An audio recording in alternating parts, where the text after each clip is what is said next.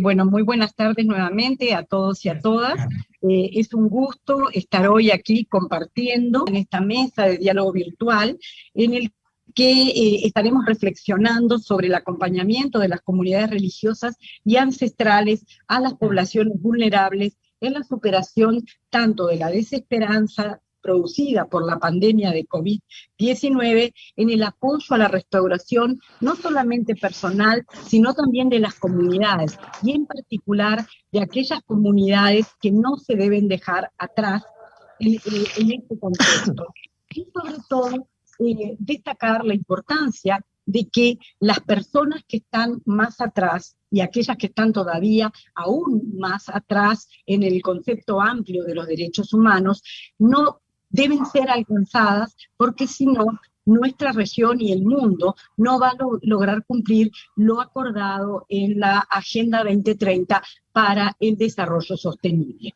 Voy a dar brevemente unas orientaciones de la metodología. Como les comenté, tendremos una hora aproximadamente para todos y para todas. Elías, nuestro colega Elías, secretario general para América Latina y el Caribe, de Divisiones por la Paz, hará una breve introducción y posteriormente tendremos un primer bloque en el cual cada uno de nuestros destacados panelistas responderá a una pregunta. Para ello dispondrán de unos 5 minutos, y la pregunta, de forma general, es cómo puede la cooperación interreligiosa apoyar la superación de los retrocesos en la reducción de la pobreza extrema y la desigualdad. En esta región de América Latina y el Caribe, solamente para contextualizar la pregunta, es la región más desigual del mundo. Lamentablemente, la pandemia de COVID-19 ha implicado grandes e importantes retrocesos en el desarrollo, en la economía, y las personas que están más afectadas son los grupos más vulnerables: poblaciones afrodescendientes, poblaciones indígenas, las poblaciones pobres que son históricamente excluidas. El tema de la interseccionalidad también ha golpeado duramente a las mujeres y a las personas jóvenes, y también esta pandemia ha dejado, además del dolor que ocasiona que en las familias tengamos, muchas de nuestras familias de la región, haya un lugar vacío producto de la pandemia, ¿no? Entonces, además de todo eso, tenemos el gran impacto económico que ha implicado para la región más de 30 años de retroceso económico, sino hasta 50 años hablan algunos especialistas. Pero todo eso también está sumado a la parte espiritual y emocional que es importante tratar en una pandemia de esta naturaleza. Un segundo bloque en el que también nuestros distinguidos panelistas tendrán importancia, es relativo a la pregunta: ¿cuál consideran que es el rol de los líderes religiosos en este impulso de la Agenda 2030 en la pospandemia, para no dejar a nadie atrás, y en particular con poblaciones que son muy cercanas al trabajo de los líderes religiosos, como son las poblaciones históricamente excluidas y las nuevas que están surgiendo a raíz de que ha aumentado el número de pobres en la región? Y finalmente, bueno, realizaremos unas conclusiones. Quisiera, antes de comenzar y ceder la palabra a Elías, presentar a nuestros distinguidos panelistas. Monseñor Jorge Lozano, arzobispo de San Juan, en la República Argentina, quien es el secretario general del Consejo Episcopal Latinoamericano. Tenemos también, como un destacado panelista, al reverendo Harold Segura, quien es director de Fe y Desarrollo de World Vision América Latina y el Caribe, en el cual tiene su base en Costa Rica. También contamos con la presencia de señor Daniel Pomeranz, quien es director ejecutivo de la Asociación Mutual Israelita Argentina, Comunidad Judía de Buenos Aires, AMIA.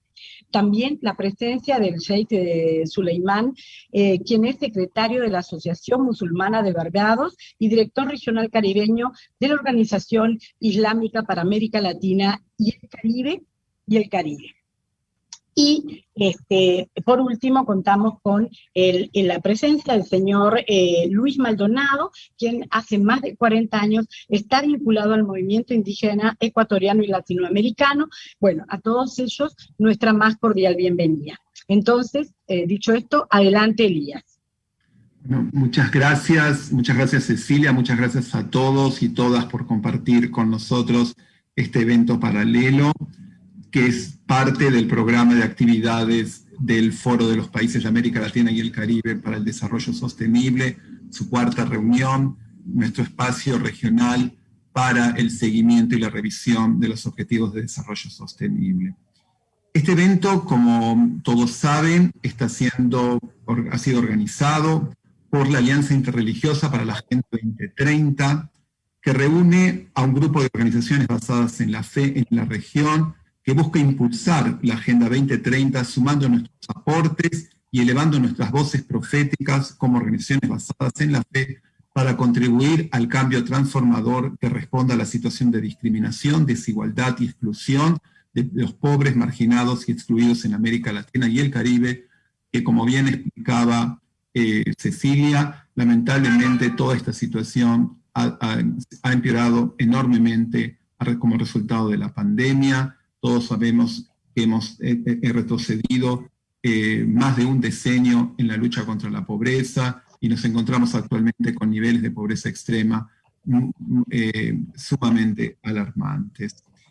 La Alianza Interreligiosa para la Agenda 2030 surgió en el año 2014, en alianza justamente con el Fondo de Población de las Naciones Unidas, al cual pertenece Cecilia, y está conformada por el Consejo Episcopal Latinoamericano, el Secretariado Latinoamericano y Caribeño de Cáritas, el Consejo Latinoamericano de Iglesias, la Alianza ACT en América Latina y el Caribe, el Programa Centroamérica de la Federación Luterana Mundial, la Alianza de Iglesias Presbiterianas y Reformadas de América Latina, World Vision, América Latina y el Caribe, el Centro Regional Ecuménico de Asesoría y Servicio, CREAS, y Religiones por la Paz, América Latina y el Caribe. En nombre de todas estas organizaciones que conformamos la Alianza Interreligiosa para la Agenda 2030, les doy la bienvenida y le devuelvo la palabra a Cecilia para invitar a los expositores a hacer sus primeras presentaciones. Muchísimas gracias, Elías. Como siempre quiero reiterar que es un gusto acompañarles nuevamente en estos espacios tan importantes y reiterar una vez más en nombre del Sistema de Naciones Unidas, en nombre del Fondo de Población de Naciones Unidas, nuestro apoyo y solidaridad con el gran trabajo que realiza la Alianza Interreligiosa, así como todas las organizaciones basadas en la fe. Bueno, sin más, quisiera invitar a nuestros panelistas. Podríamos empezar con Monseñor Jorge. Por favor, si usted nos pudiera contestar cómo cree que la cooperación interreligiosa puede ayudar, digamos, y apoyar la superación de los retrocesos en la reducción de la pobreza extrema y la desigualdad. Y antes, brevemente, si nos puede introducir en alguno de los del concepto para la Iglesia Católica, en este caso, el concepto de diaconía, ¿no? Muchísimas gracias. Adelante. Bueno, gracias por la invitación. La verdad que es una alegría poder compartir este espacio con ustedes.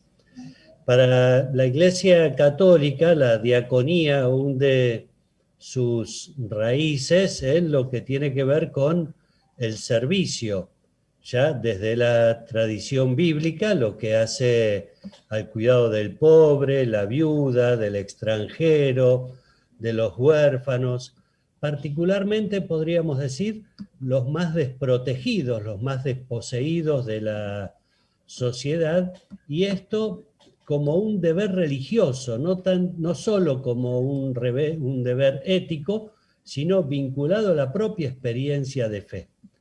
El profeta Isaías tiene una enseñanza que para nosotros es también relevante, en la cual él dice que el ayuno que le agrada a Dios es soltar las cadenas injustas, compartir el pan con el hambriento, vestir al que está desnudo y hospedar al que no tiene techo. Y esto, concluye el profeta, es: si quieren ser escuchados por Dios, hagan esto y Dios les va a decir: aquí estoy. Ya en tiempos de Jesús el servicio lo identificamos particularmente con la parábola del buen samaritano, en la cual Jesús enseña acerca del amor a Dios y el amor al prójimo, mostrando cómo ambos van unidos, y en este hombre casi muerto al costado del camino que es asistido. Esto sería como la raíz de la diaconía, que la vivimos como un servicio particularmente a los más pobres. Y respecto a la segunda parte de la pregunta, nosotros nos sentimos, podría decir que es algo común a las organizaciones basadas en la fe, nos sentimos convocados para formar parte de una comunión, de una comunidad. Podríamos decirlo así: no somos autoconvocados, somos convocados por Dios para formar parte de una comunión, de una comunidad. Y esta comunidad que formamos en torno a valores comunes, a principios éticos, morales, religiosos, nos da una cohesión comunitaria, no para, podría decir, para la autopreservación, sino más bien para el servicio, para estar cerca de aquellos que más sufren, y según cada tradición religiosa en esto tenemos motivaciones comunes y otras que son diversas, y que reconocemos en estas motivaciones nuestra vocación. Y quisiera señalar esto también, desde nuestras comunidades religiosas basadas en la fe, entendemos esto en esa dimensión de conjunto, de familia. No somos superhéroes o superheroínas que cada uno por su lado va en auxilio o ayuda de otros, sino que nuestra vocación es realizar esto de manera comunitaria. Entonces, bueno, así es como intentamos vivir, reconociendo también nuestra limitación, nuestro pecado, el dejarnos invadir muchas veces por una sociedad teñida de egoísmo, de individualismo, de lo cual no decimos que está fuera de nosotros, sino que está en nuestro propio corazón, y que de eso también tenemos que dar cuentas y ayudar a remontar nuestros propios defectos. Gracias. Muchísimas gracias, Monseñor Jorge, por su importante reflexión. Y ahora invitaría a Daniel, si tan amablemente nos puede comentar, bueno, ¿qué entiende por el término, espero pronunciarlo bien, tzedaka? Y también con respecto a la pregunta, ¿cómo puede la cooperación interreligiosa apoyar la superación de los retrocesos en la reducción de la pobreza extrema y de la desigualdad? Adelante, Daniel. Bueno, buenas noches. Aquí en Buenos Aires estamos avanzados en la noche, así que buenas noches a todos y a todas que están del otro lado. Y en principio, primero agradecer esta invitación, esta posibilidad de reflexión entre todos nosotros en este momento, y también felicitar a la Alianza Interreligiosa y por supuesto al foro que se viene realizando por incorporar esta dimensión espiritual. Nos parece que los credos, las tradiciones religiosas tienden mucho para aportar en este tema del desarrollo sostenible. La tzedaká, y lo has pronunciado bien, la tzedaká se entronca justamente en una en esta matriz de principios y del acervo que hace, por supuesto, a la tradición judía. La palabra tzedaká viene de la raíz tzedek. Tzedek en hebreo significa justicia. Y la pregunta entonces es ¿qué vincula la justicia y esta vocación o esta obligación de estar con el otro? Justamente es un mandato divino. La tzedaká es un mandato que nos impone Dios en venir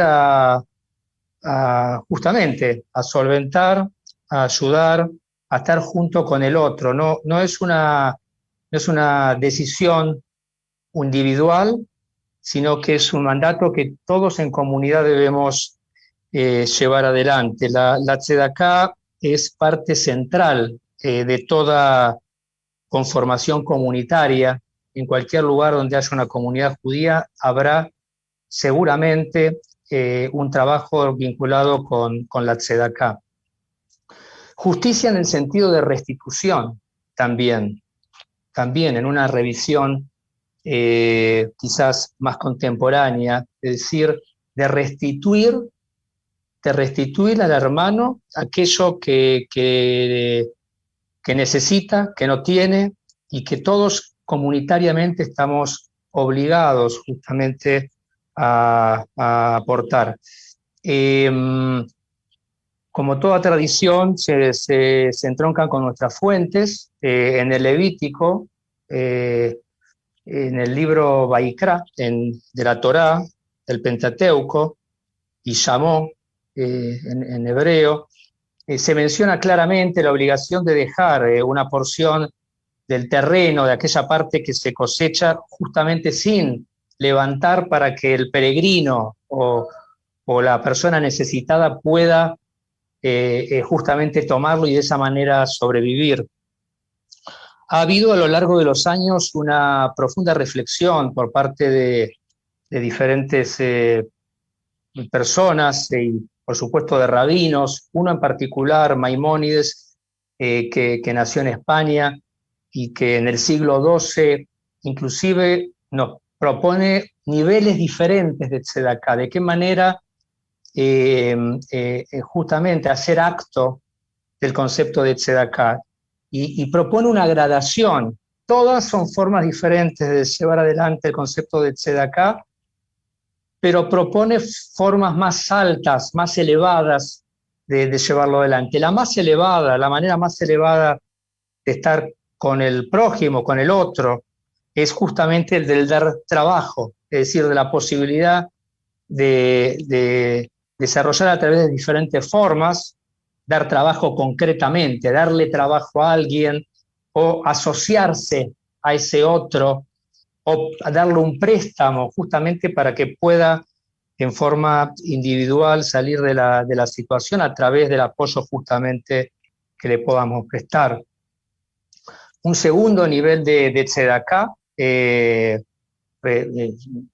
de mayor a menor, tiene que ver con dar en forma anónima y sin conocer al destinatario, es decir, hay anonimato en el que da y hay anonimato en el que recibe. Una tercera manera es justamente dar en forma anónima, pero conociendo la identidad de la persona beneficiada. Y así va distribuyendo 8 niveles diferentes. Todos ellos hacen el cumplimiento de este mandato bíblico que miles de años después y atendiendo juntamente a las complejidades de la contemporaneidad, seguimos poniendo en acto en cada una de las comunidades.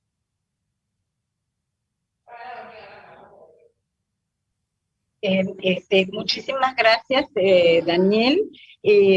Entonces estamos entendiendo que estas, digamos, como nos has ilustrado también, estas 8 dimensiones del concepto del tzedaká responderían entonces de cómo puede, cómo desde, digamos, desde la comunidad judía se puede hacer para apoyar a superar estos retrocesos en la reducción de la pobreza y de la desigualdad, sobre todo en este contexto del COVID-19. Esas serían como las herramientas. Muchísimas gracias. O no sé si quieres decir algo más. Adelante. No, que justamente me parece muy, muy interesante tu acotación, porque de alguna manera estos niveles de tzedaká operativizan un concepto que proviene de nuestras fuentes, permite su aplicación, permite entender de qué manera poner en acto un concepto que podría quedar en un plano teórico, y en ese sentido hace posible y hace instrumentable el llevar adelante este principio y esta obligación que tenemos. Así que me pareció interesante tu acotación. Te agradezco.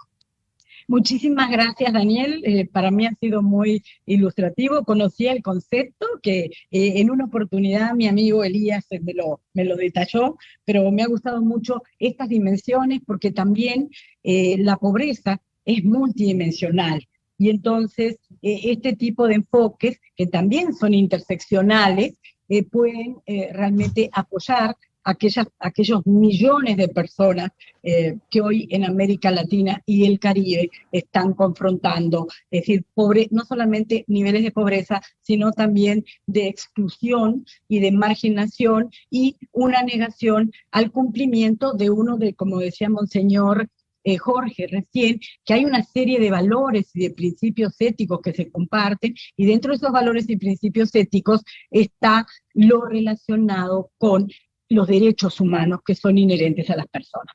Seguidamente quisiera preguntarle y darle la palabra y la bienvenida a el reverendo Harold Segura. Mucho gusto, Harold, de verte nuevamente. Es un placer, y no sé si quieres aportar algo a este concepto de diaconía, de comunidad, y obviamente responder a la pregunta que hemos realizado. Adelante, Harold. Muchas gracias, Cecilia. Un honor verte de nuevo y un gusto estar aquí con los compañeros de la mesa.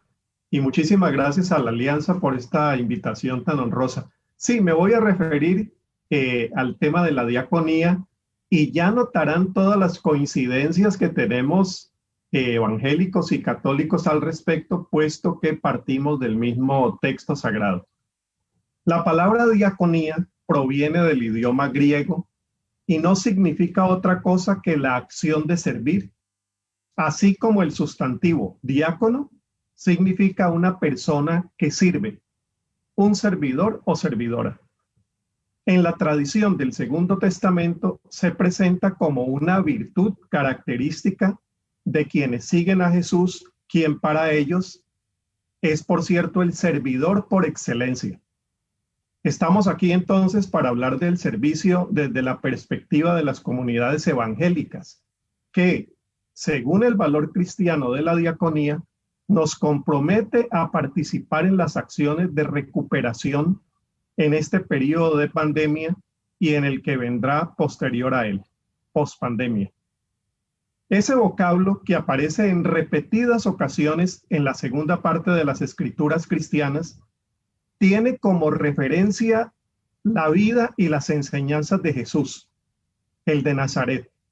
Él mismo, antes que presentarse, por ejemplo, como maestro o como señor, lo hizo como servidor. Se presenta como un diácono al servicio del mundo. En sus propias palabras, lo dijo así: si alguno quiere ser grande, que se ponga al servicio de los demás. Si alguno quiere ser el principal, que se haga servidor de todos. De la misma manera que el Hijo del Hombre no ha venido para ser servido, sino para servir y dar su vida por todos. En este texto, Jesús usa en 3 ocasiones la palabra servicio o servidor.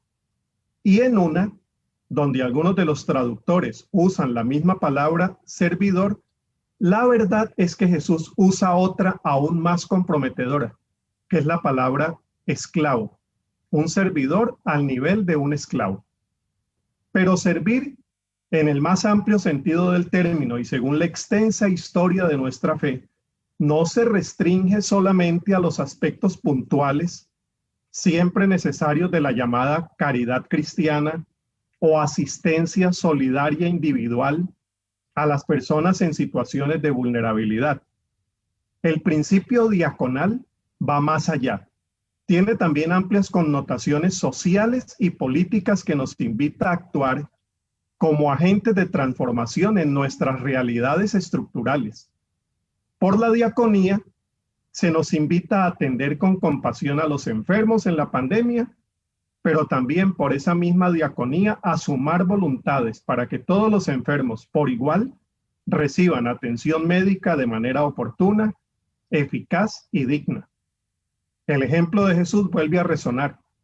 Él atendió las necesidades inmediatas de las personas enfermas, hambrientas, excluidas de su círculo social, pero paralelamente se opuso y combatió las estructuras, sobre todo culturales, religiosas, que con injusticia daban más importancia a la tradición que a los seres humanos concretos. Entonces, si el modelo de Jesús es ese, de comprensión integral de las realidades, entonces ese es el compromiso que yo quisiera representar aquí por parte de las comunidades evangélicas de América Latina. Un compromiso con la cooperación interinstitucional para apoyar la superación de los retrocesos en la reducción de la pobreza extrema y la desigualdad que tras este periodo de crisis por la pandemia, bien sabemos, se han agudizado. Ante los males que tenemos y los males que se avecinan, la cooperación es necesaria, es urgente y para nuestro lenguaje es también cristiana, católica, evangélica, protestante, en fin. Esto último porque es signo de humildad, de reconocimiento de nuestros límites, como bien lo dijo Monseñor, para no ser los agentes únicos y exclusivos de la transformación que requerimos. Por eso, en lugar de manos auxiliadoras que se presentan con la arrogancia de ser suficientes para afrontar todos los males, creo que nos debemos acercar abriendo las manos con sencillez para acogerlas de otros y otras, y así juntos trabajar en la reparación de nuestros pueblos. Por cierto, reparar, que es un término que nos viene también de la tradición judía. Es el momento, termino, oportuno para la diaconía basada en la esperanza, que creo que sería otro término que une las grandes tradiciones religiosas. Una esperanza que ya albergamos de manera individual y gracias a nuestras fes, pero que debe trascender a la dimensión política y social para así hacer de nuestra diaconía no solamente una virtud privada, sino también valor social que coadyuve a las transformaciones sociales en tiempos de pandemia. Se trata, en otras palabras, de practicar una diaconía eficaz o un servicio que ponga en práctica la justicia del amor, o para decirlo en las palabras de otro líder evangélico, el reverendo Martin Luther King, un amor que sirva para algo o que se tenga en cuenta. Él lo dijo así: el amor es uno de los rostros fundamentales del rostro cristiano, la fe, pero otro de sus rostros es llamado justicia. Y la justicia realmente es un amor que se tiene en cuenta. La justicia es amor corrigiendo lo que se revela contra el amor. Muchas gracias, Cecilia. Muchísimas gracias, Carol. Muy interesante la vinculación entre el concepto de diaconía desde las iglesias y movimientos evangélicos, con haciendo un vínculo muy claro con el tema de cómo respondemos desde lo interreligioso para apoyar. Quisiera destacar en tu intervención lo siguiente: acción de servir, ser un servidor o una servidora, y el rostro del amor es también el de la justicia. Todo esto sí está estrechamente relacionado, y desde el punto de vista de los organismos internacionales y en particular de las Naciones Unidas, solo comentarles que las personas que trabajamos allí también somos servidores públicos internacionales y compartimos con todo el sector interreligioso este concepto básico de estar al servicio de siempre, y quiero rescatar esto, con humildad. Eso es muy importante, Harold, y se trata, como bien mencionaste, de sumar voluntades. Todos sumamos voluntades, todos podemos apoyar, siempre como las alianzas, en igualdad de condiciones. Esto es muy importante. Y eso que vamos sumando poquito a poco es lo que puede hacer que logremos transformar el mundo, ¿no? Bueno, muchísimas gracias, reverendo Harold, por su intervención. Ahora quisiera invitar al jeque Suleimán.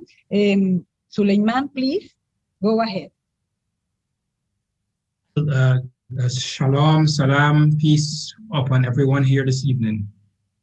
I would like to thank Cecilia Elias for the opportunity to be here with you, my brothers. Aquí, mis hermanos y hermanas en la humanidad, y es una rara oportunidad desde la linda isla de los Caribes, donde tenemos el lindo sol durante ese día. Muchísimas gracias. Voy a hablar primero sobre el Zakat. Tenía un pequeño PowerPoint, una pequeña presentación sobre el Zakat, solo para explicar Zakat de la perspectiva islámica. Rápidamente, Zakat es uno de los pilares económicos de Islam.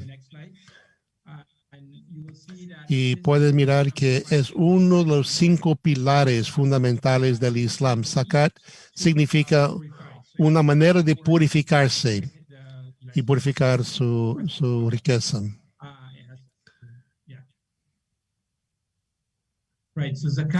Zakat es una palabra en árabe que significa de purificar y también literalmente purificar su riqueza. Es un impuesto de cada musulmán que tiene riqueza para ayudar a los que tienen necesidades inmediatas. Si ya podemos cubrir nuestras propias necesidades, tenemos la obligación de ayudar a otros. Y con los productos tenemos que dar de manera anual un porcentaje de nuestros ingresos. Es un porcentaje fixo calculado en base al tipo de riqueza. Y también ayuda para que la persona no sea tan egoísta y restringir su caridad. Entonces tenemos que dar ese dinero en 8 categorías de personas. 8 categorías de personas son elegibles para los pobres, los necesitados, el extranjero. Entonces, al escuchar mis hermanos de la tradición judía, la tradición cristiana, tenemos la misma cosa, tenemos los mismos enseñamientos, entendimiento de cómo es para servir la humanidad. Entonces, sacar el pilar que nos permite para poder hacer eso, para crear una vida ética, para asegurar que los más vulnerables en nuestra comunidad están siendo atendidos. Utilizamos Zakat para purificar nuestro ser y nuestra riqueza, nuestros dones. Y como fue mencionado por el monseñor y nuestro hermano judío, es algo privado, no es algo que no hay mucha publicidad. Anunciamos, podemos hacer fondos disponibles, pero no debemos estar anunciando quién va a recibir y buscar la media social. Esto no es permitido cuando damos a través del Zakat. El Corán, que cuando Dios habla del Zakat, está vinculado con la oración y el Zakat. Los dos están vinculados en muchos de los versículos donde la oración y el Zakat. Estamos adorando, pero también estamos que dar a los hermanos y hermanas necesitados. Zakat durante los siglos ha sido utilizado para beneficiar las comunidades y las naciones, para ayudar por muchos siglos. Y esto incluye los vulnerables, las viudas, los huérfanos, pobres, personas endeudados, viajeros, los sin hogares y los hambrientos. Y podemos dar el Zakat para los que no tienen dónde vivir. Cualquier país de mayoría musulmana hace una recolecta de estos impuestos para distribuir el Zakat en los países donde musulmanes es la mayoría. En nuestro contexto, donde somos un grupo minoritario en Barbados o aquí en América Latina, Esta tarea es más por organizaciones, las mezquitas o individuos que hacen sus propios zakat y lo distribuyen de acuerdo con los necesitados en estas 8 categorías. Tenemos eso también en nuestras comunidades. Si el gobierno no lo hace, hay otras organizaciones, individuos. En Barbados, donde empezamos en 2010 el zakat, el fondo zakat, que fue creado en Barbados para la comunidad musulmana, para dar con este fondo y para distribuir. Ya en estos años hemos recaudado y distribuido más de $1 millón en esos fondos del zakat, solo del zakat. Hay también otras donaciones que podemos donar también y hemos dado a varias categorías de beneficiarios en Barbados. Y lo que hemos encontrado es que en este último año, con la pandemia, hay mucho más necesitados que están pidiendo ayuda y asistencia por causa del virus, como han afectado por el virus. Y podemos ver que necesitamos de más zakat. Y lo que hacemos es que estamos ayudando a las personas por un periodo, por un plazo de tiempo. Damos fondos por un periodo y tratamos de que ellos puedan recuperarse por otro tiempo. Entonces, ni siempre se dan dependiente al zakat. Como comunidad religiosa tenemos que trabajar juntos, tenemos que cooperar uno con el otro. La pandemia nos está enseñando que no solamente una especie de tipo es afectado, nos afecta a todos. La pandemia no discrimina. Todos podemos estar enfermos o ser contagiados y como comunidad tenemos que trabajar juntos para ayudar a los más vulnerables en nuestra comunidad. Y esto es algo que compartimos en todas las comunidades de fe a través de la historia.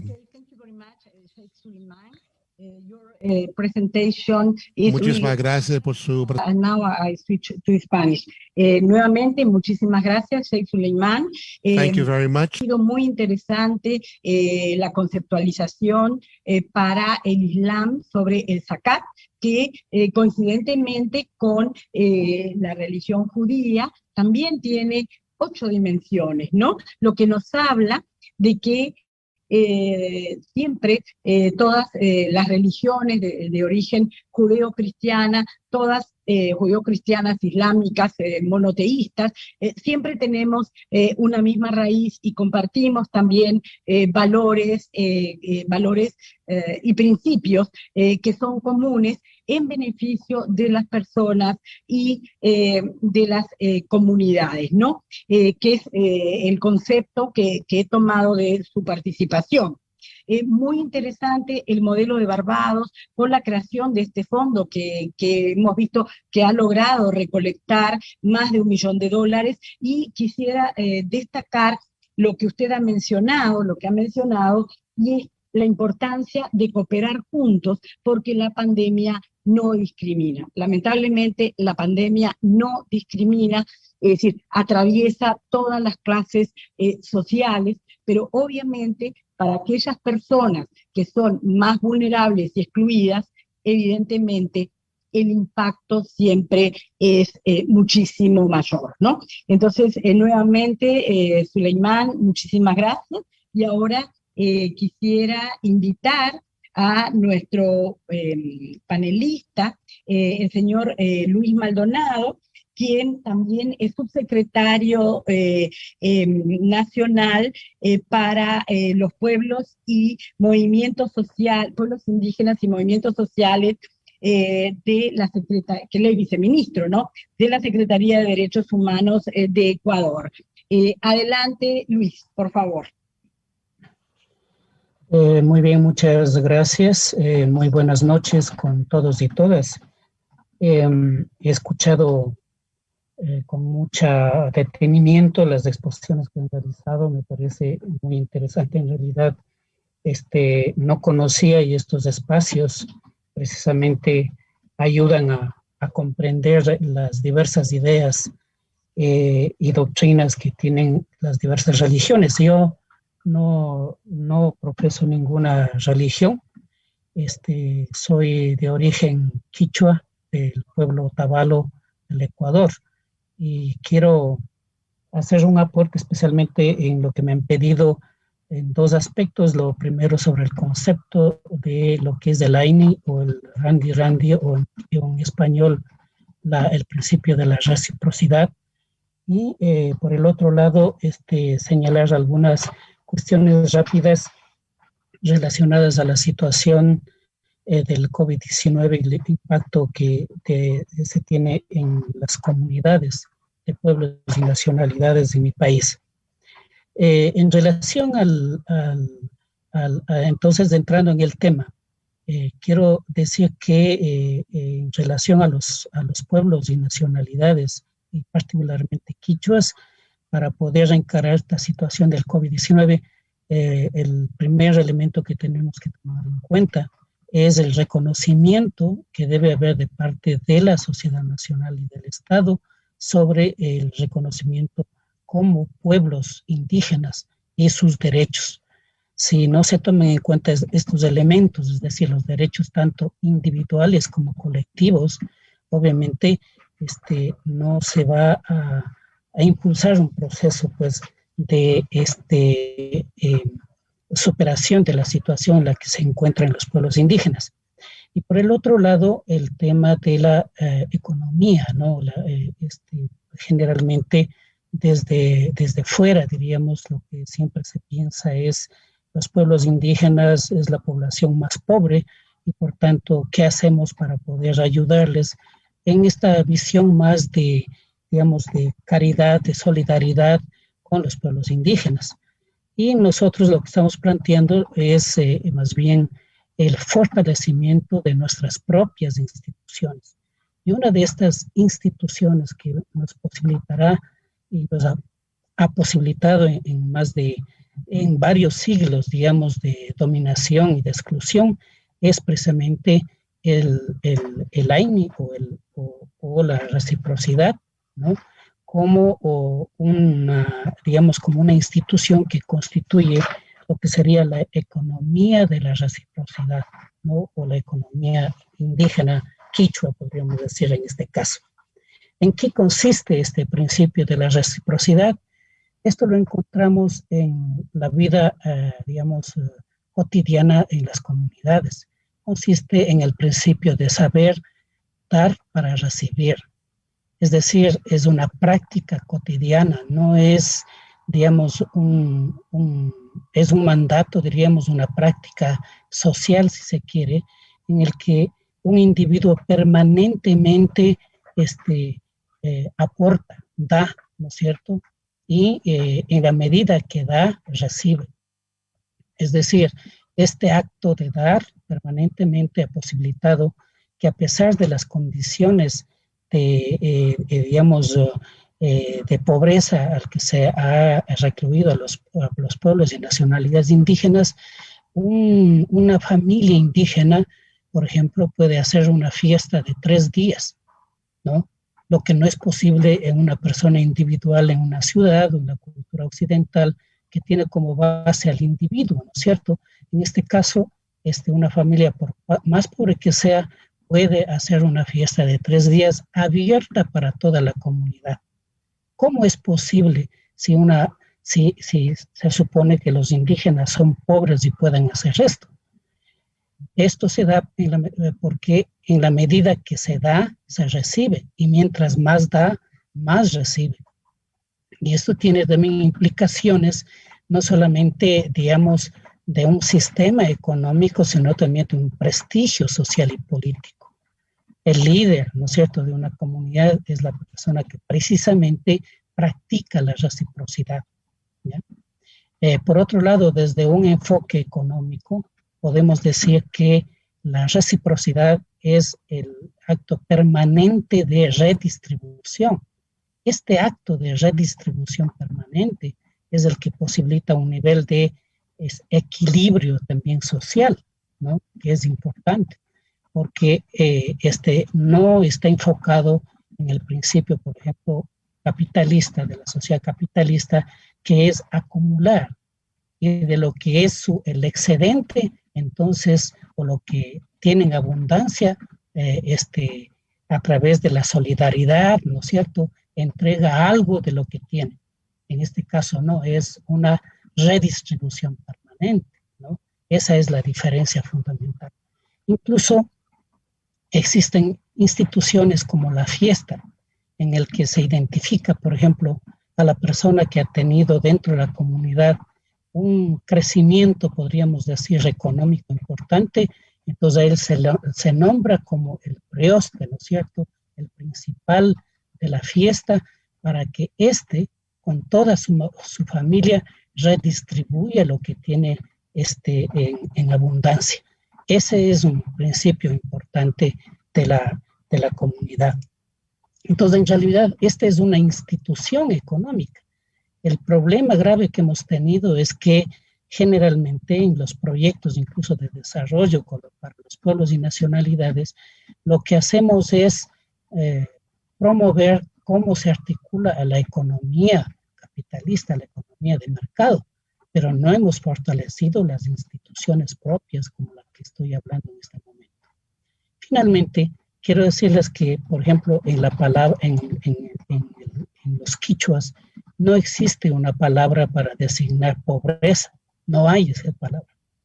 Lo que se ha traducido en la actualidad para pobreza es la palabra huacha, que quiere decir huérfano. Y esto es importante porque en realidad el principio fundamental de la realización humana de la sociedad es las relaciones, el vínculo entre no solamente los seres humanos, sino la naturaleza, incluso los ancestros. Toda esta visión más integral posibilita la construcción de la comunidad. Por tanto, obviamente una persona que es sola, ¿no es cierto?, que es huérfana, no tiene la capacidad de practicar la reciprocidad. Y por eso, entonces, podría calificarse esta persona como pobre, pero en realidad el término es huache.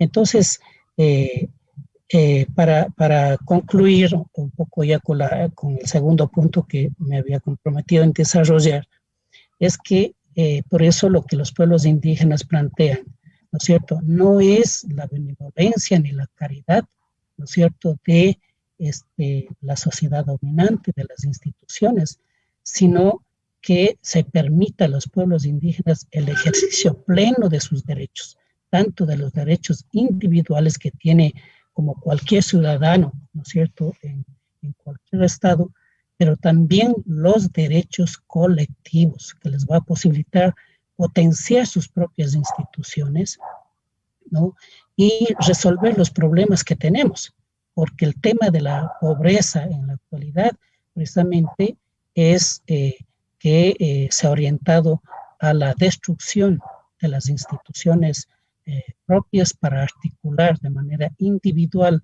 a las personas indígenas al sistema capitalista dominante. Esto podría decir inicialmente, ¿no?, en torno al concepto del randi-randi o aini o la reciprocidad.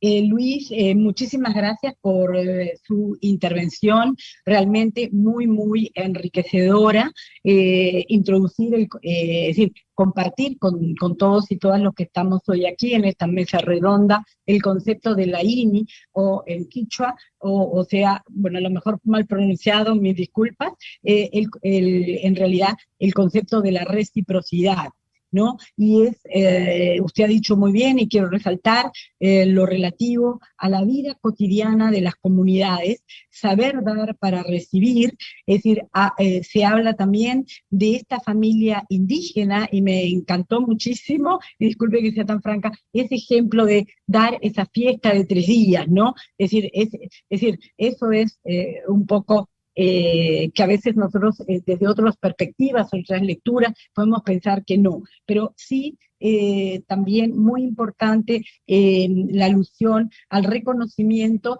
de los derechos individuales, pero también los derechos colectivos de los pueblos indígenas, ¿no? Y sobre todo quiero resaltar que en este contexto, como usted ha mencionado, de COVID-19, sí son fundamentales las relaciones y los vínculos entre los seres humanos, también con su naturaleza, su medio ambiente y también con su entorno.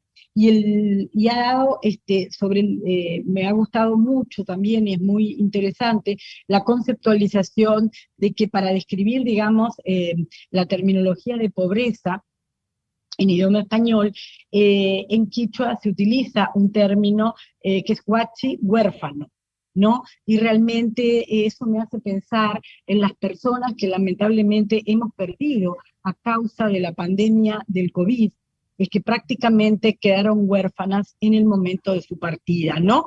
Es decir, esa es una dimensión también importante y de los efectos que lamentablemente la pandemia del COVID-19 nos ha dejado, ¿no? Bueno, muchísimas gracias en esta primera ronda a los distinguidos panelistas, y ahora si me lo permiten, vamos a continuar con la segunda ronda.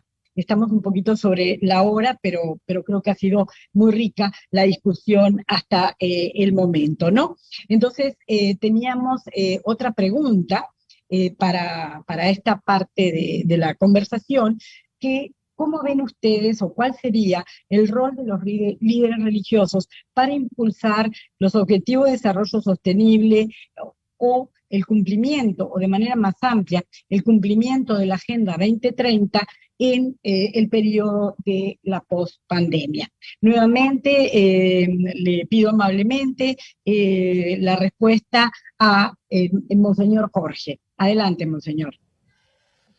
Yo pensaba, en orden de la brevedad, en dos actitudes que me parece que pueden ayudar.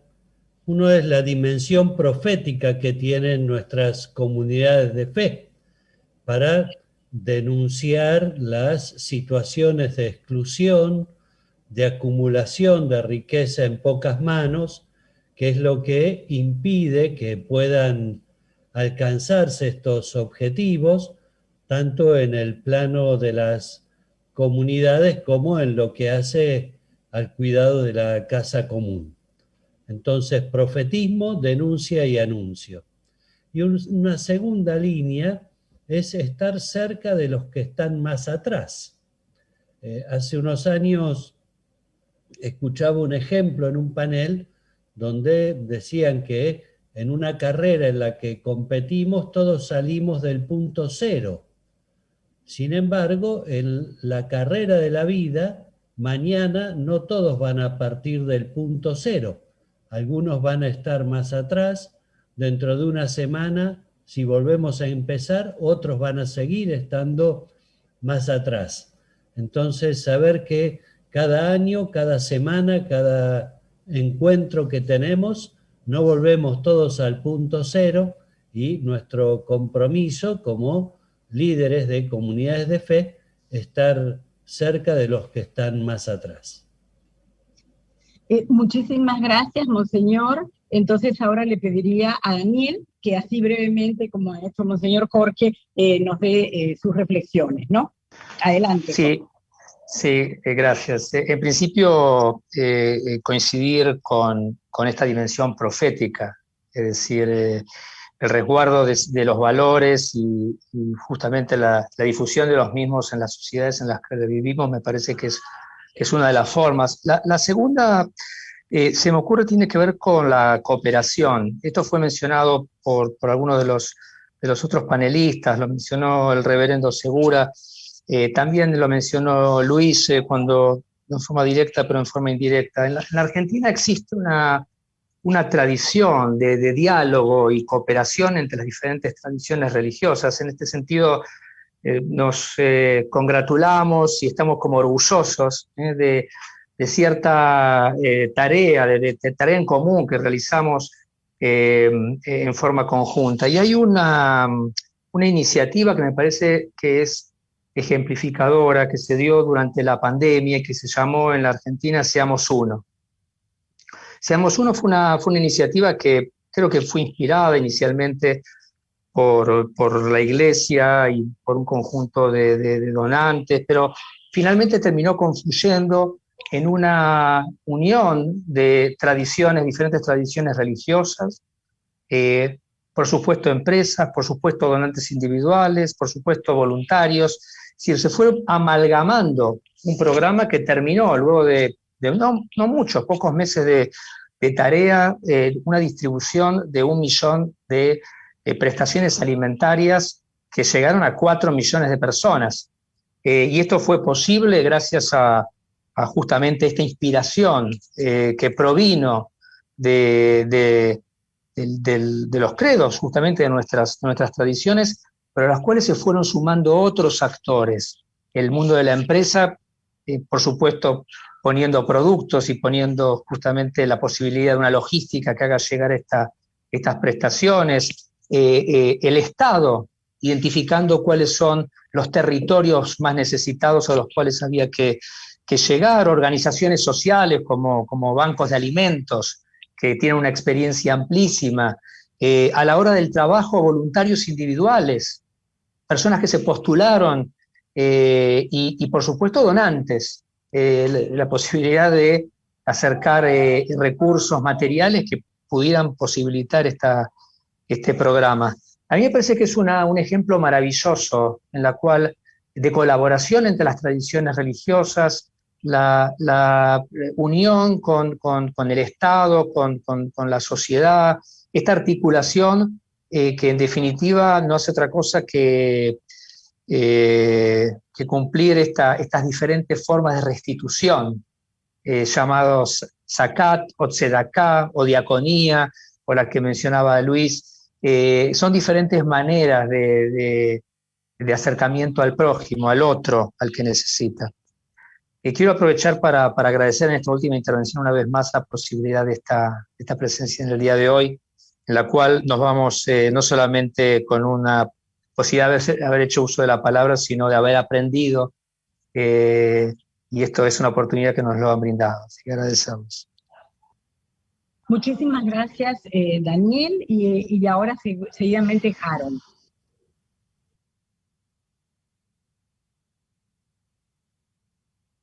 ¿Harold?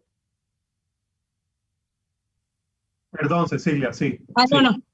Gracias. Les estaba diciendo que de manera muy puntual y sobre todo destacando las alegres coincidencias de lo que estamos diciendo, señalaría los siguientes puntos. Creo que el rol nuestro es fundamental en este momento como facilitadores de encuentro. Quien nos está escuchando dirá si coinciden en tantos asuntos y tantas perspectivas, ¿por qué no están en la comunidad trabajando de una manera más coordinada?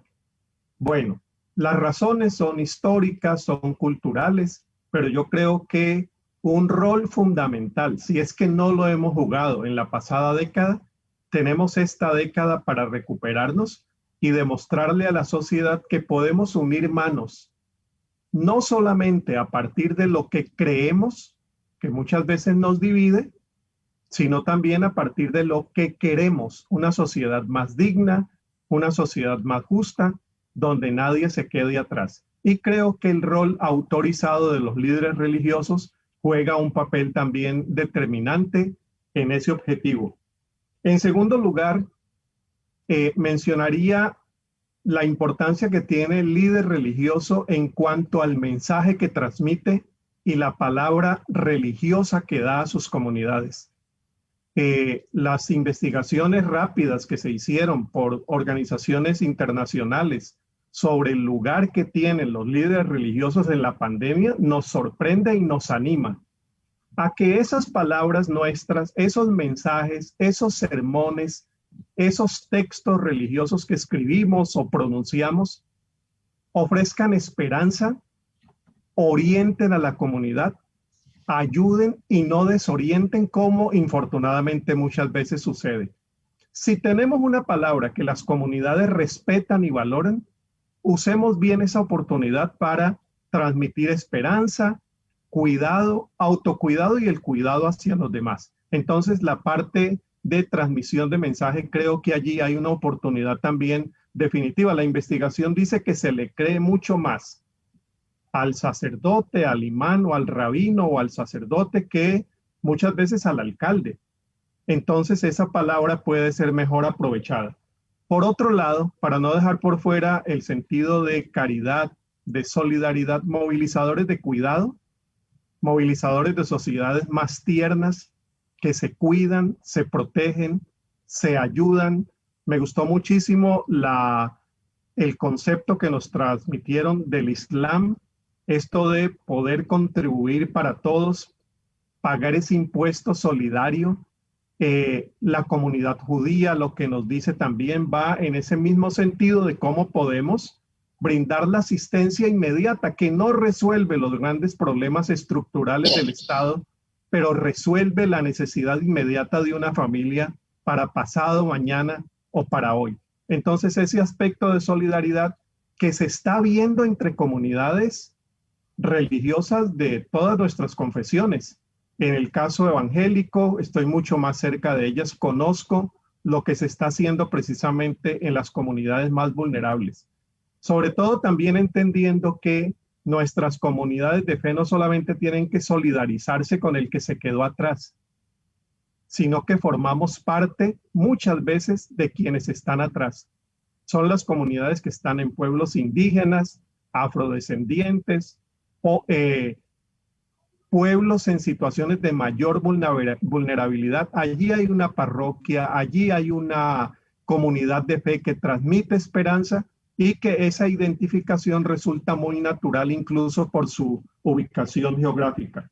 Y finalmente, motivadores de incidencia política y cultural, transformaciones de nuestra manera de hacer sociedad, de convivir en sociedad y de promover una sociedad, como estamos diciendo aquí, más justa y más digna. Es la dimensión profética en la cual todos y todas coincidimos.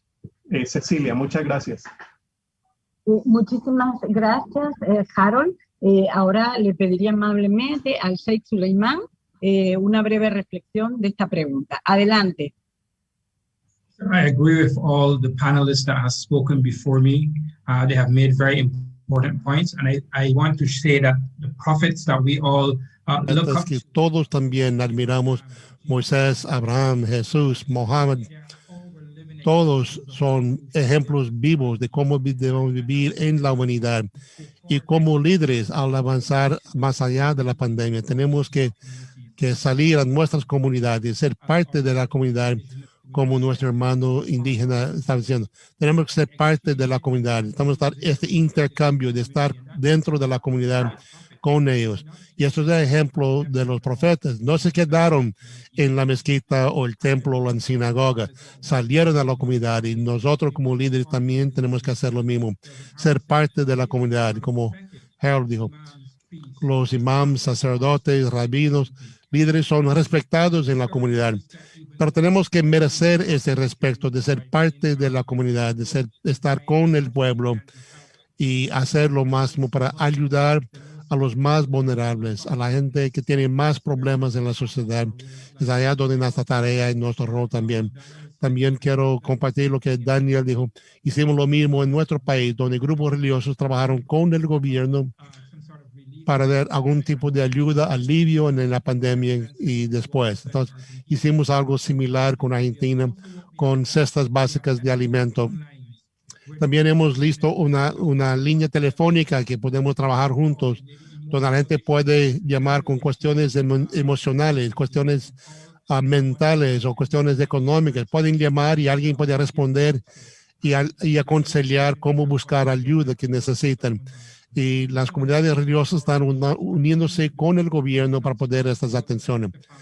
Y cuando la pandemia terminar, podemos continuar ese trabajo juntos. Muchas gracias por la oportunidad. Ahora, Luis, por favor.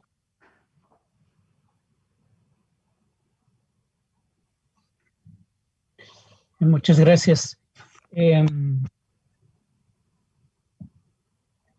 Recuerdo hace unos 30 años atrás, cuando se celebraban los 500 años de la supuesta descubrimiento de América, se generó un espacio precisamente ecuménico entre diferentes iglesias para discutir el tema relacionado a esta idea de celebrar ese acontecimiento nefasto para los pueblos indígenas, obviamente.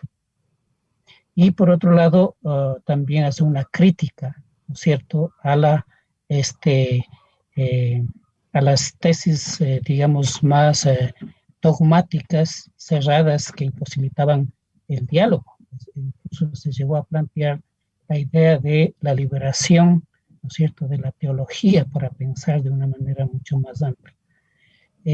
Una práctica de esta naturaleza me parece que es muy importante y en realidad quiero felicitar por esa razón el espacio que se abre en este momento y que busca precisamente cómo actuar de manera conjunta, colectiva, frente al tema de la pandemia y la pospandemia.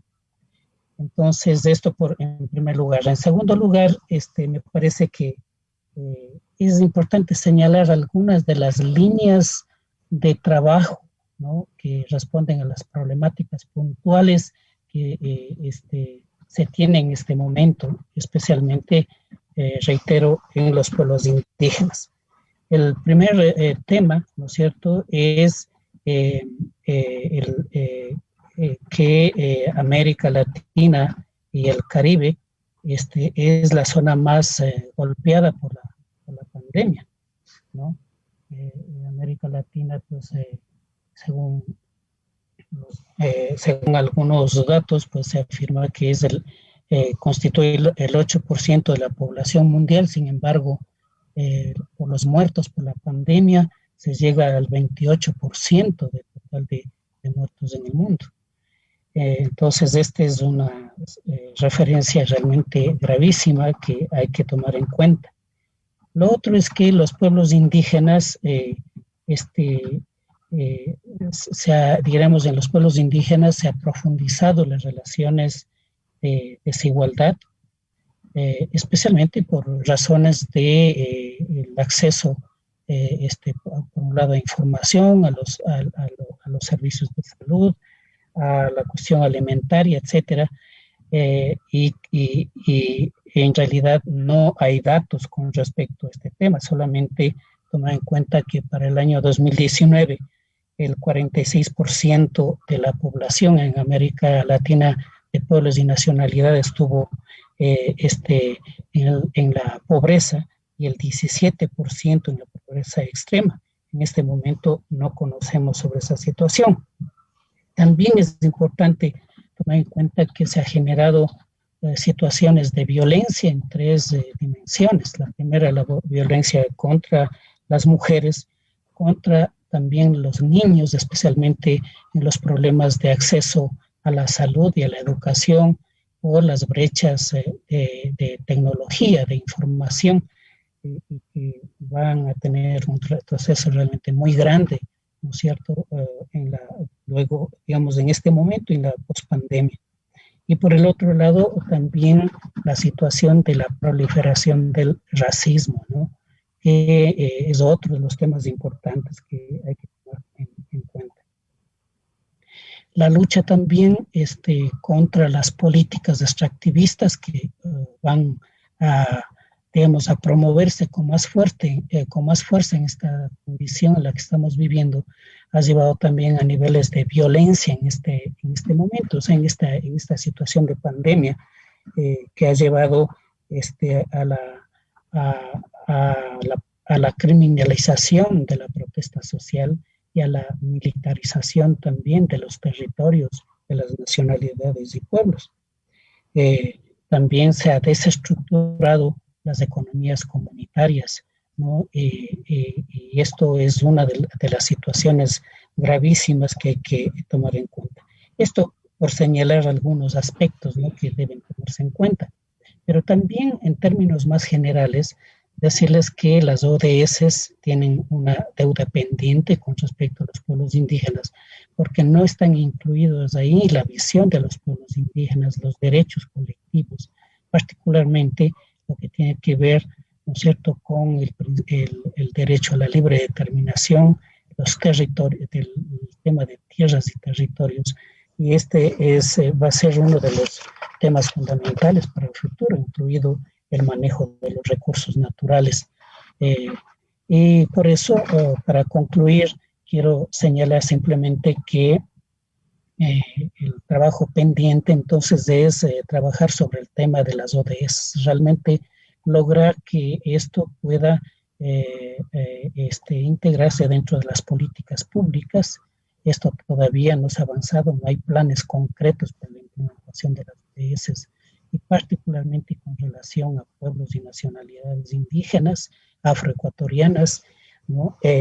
Ahí hace falta, como decía también, el enfoque de interculturalidad, porque como hemos visto, pues hay una diversidad de visiones culturales que si no se toman en cuenta, pues a pesar de que haya una buena voluntad de poder apoyar, ¿no es cierto?, la causa de los pueblos indígenas, pues se tiene el riesgo de que más bien de empeorar la situación. Es importante también el fortalecimiento de las organizaciones y de las instituciones indígenas. Es importante también trabajar en la formulación de la política pública y particularmente que estas políticas públicas no sean solamente declaratorias, ¿no es cierto?, sino que se concreticen en programas y proyectos financiados, ¿no? En el que es importante también no solamente los recursos del Estado, sino también de la cooperación internacional. Finalmente, ¿no es cierto?, la relación, y comparto en esto con lo que ustedes han formulado, la necesidad de abrir espacios de diálogo, ¿no? Un diálogo abierto, franco, transparente, que posibilite acuerdos concretos para poder salir de esta situación. Sin el diálogo, ¿no es cierto?, y sin la cooperación entre todas las instituciones, pues no va a ser posible resolver la situación en la que estamos en este momento. Muchas gracias. Muchísimas gracias, Luis. Excelente su presentación. Y yo, bueno, ahora quisiera, porque ya nos hemos pasado del tiempo, pero simplemente quiero hacer un sumario breve de estas últimas rondas de intervenciones. Creo que espero haber tomado bien nota, pero algunas cuestiones a destacar. Profetismo, denunciar y anunciar, estar cerca de los que están más atrás. Ese concepto es fundamental y como mencionaba el señor Jorge, cada día, cada semana, cada minuto, el compromiso de los líderes religiosos y de las comunidades de fe es estar siempre más cercanos a los que están más atrás.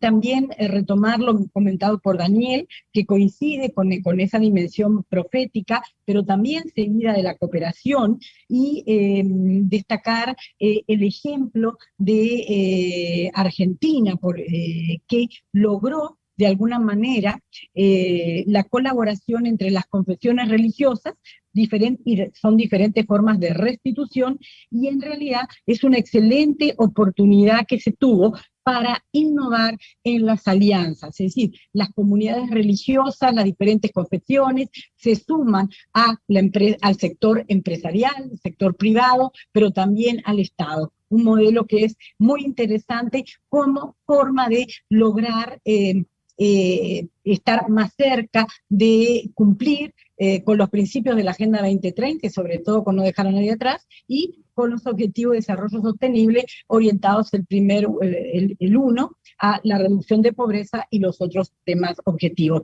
Muy relacionado esta intervención con el objetivo 17, que nos habla de la importancia de las alianzas, ¿no? Es decir, esas alianzas que tienen que ser amplias, y como mencionó Luis, en su última intervención ahora, la importancia de crear esos espacios de diálogo y de intercambio que son claves para el logro de estos objetivos de desarrollo sostenible y de esta Agenda 2030 que, reitero, no son solo 10 años, sino ya estamos en 9 años y esto es el compromiso que han realizado los gobiernos al 2030, ¿no? Entonces es importante la aceleración de esta agenda y sobre todo una agenda que ahora se está revisitando a la luz de esta pandemia de COVID-19 que nos pone tantos retos como, por ejemplo, en este momento yo creo que va a ser muy difícil ahora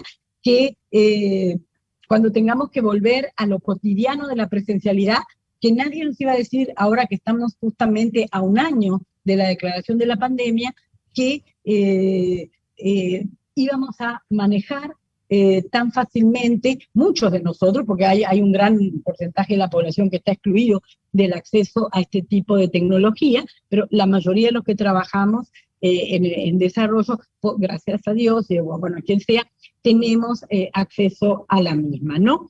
Retomar también lo mencionado por Harold, que de el rol de los líderes religiosos como facilitadores de encuentro, es decir, se trata de unir manos a partir de lo que queremos, que siempre es una sociedad más justa, y la justicia nuevamente como un elemento central de esta Agenda 2030, de la respuesta al COVID-19, ¿no?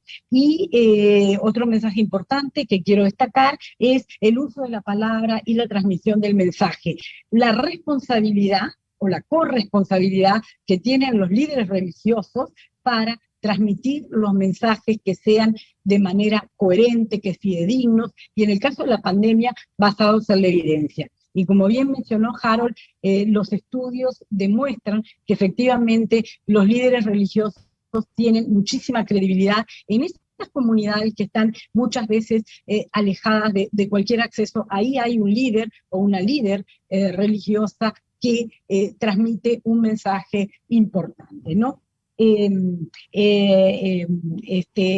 Sheikh Suleiman, cita muy interesante porque todos aquí han mencionado ejemplos de apoyo a las comunidades, de colaboración que los profetas habían realizado, ¿no? Entonces es importante, y destaca el Sheikh Suleiman, que los líderes religiosos además son parte de esas comunidades y justamente también son parte y son instrumentales para llegar a aquellos más vulnerables. También hace una reflexión sobre cómo vivir más allá de la pandemia, tocando los asuntos mentales, de salud mental, súper importante, los económicos y todo esto que debemos seguir trabajando. Y finalmente, de la intervención de Luis, rescato un tema muy, muy importante, sobre todo cuando hablamos de quiénes son estas personas o estos grupos de población dejados atrás. Luis mencionó que, bueno, América Latina y Caribe, 8% de la población mundial, pero un 28% sobre los efectos de la pandemia, pero que en muchos casos no hay datos. Y justamente las poblaciones más dejadas atrás son estadísticamente invisibles.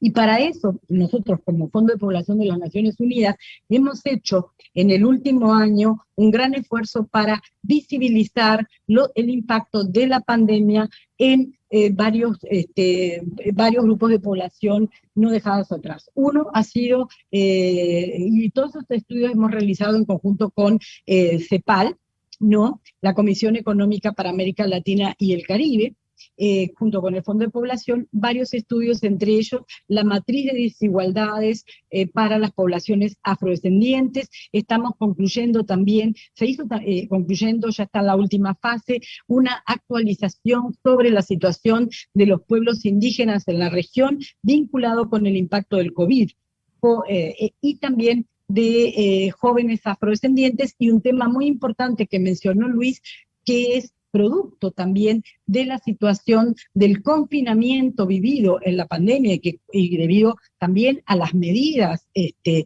bioseguridad que debemos seguir, entre las cuales está aislarnos en nuestra burbuja familiar, es decir, evitar las aglomeraciones, etcétera, pero ese confinamiento también ha tenido, lamentablemente, consecuencias muy lamentables, porque se ha incrementado de manera muy importante la violencia basada en género contra las mujeres y las niñas. Existe un aumento en el número de femicidios, existe también un aumento de abuso sexual y violaciones hacia mujeres y niños, y también de violencia doméstica, ¿no? Entonces, ese es un tema importante y lo ha tocado muy bien Luis, ¿no? Y lo importante es que sí se requieren de manera urgente políticas públicas también que incluyan de manera integral todos los aspectos mencionados, ¿no? Bueno, por último, mencionar que las poblaciones que no queremos dejar atrás, es decir, para eso, el compromiso de la Agenda 2030 fue que el 31 de diciembre de 2020, es decir, el año pasado, teníamos que tener todos los datos sobre quiénes son, dónde están, etcétera. Pero lamentablemente todavía no tenemos todos los datos de estas poblaciones para caracterizarlas, porque es importante saber que estas poblaciones, muchas veces por su origen, ya sea étnico, racial, de género, la edad, la discapacidad, las opciones sexuales o una combinación de todos estos, lo lleva a tener múltiples discriminaciones. La discriminación, el racismo y la xenofobia lamentablemente todavía existen en nuestras sociedades y, por ejemplo, estamos hablando del acceso equitativo a la vacunación, ¿no? Todo esto ha generado un debate mundial del que no vamos a hablar, pero también los líderes religiosos en este caso se han pronunciado, prácticamente todos los líderes, a favor de que tiene que ser una distribución con equidad, ¿no? Y basándonos siempre en el principio universal. Bueno, finalmente, muchísimas gracias por su tiempo. He aprendido mucho, cosa que ustedes también han mencionado, cada uno de nosotros. Ha aprendido mucho y les agradezco el tiempo y nuevamente la invitación. Muchas gracias. No sé, Elías, si quieres cerrar o alguno de los panelistas palabras finales. Buenas tardes. Bueno, para mí ya buenas noches, igual que para muchos de ustedes. Ya, aquí estoy en Ciudad de Panamá, ya se ve, ya oscureció, pero bueno, ha sido muy grande. Muchísimas gracias. Bueno, muchísimas gracias a ti, Cecilia, por moderar esta mesa redonda. Sabes que eres nuestra socia en todo este emprendimiento. Y nuevamente, un enorme agradecimiento a cada uno de los panelistas. Nos han deleitado con extraordinarias exposiciones esta tarde, noche, ya también noche en Lima. Y un gran abrazo a todos y a todas. Nos debemos un gran abrazo pronto, si Dios quiere, un gran abrazo del reencuentro, en espera pronto de que salgamos de esta difícil situación en la que estamos. Muy buenas noches a todos y a todas, y que Dios nos bendiga y nos cuide. Buenas noches.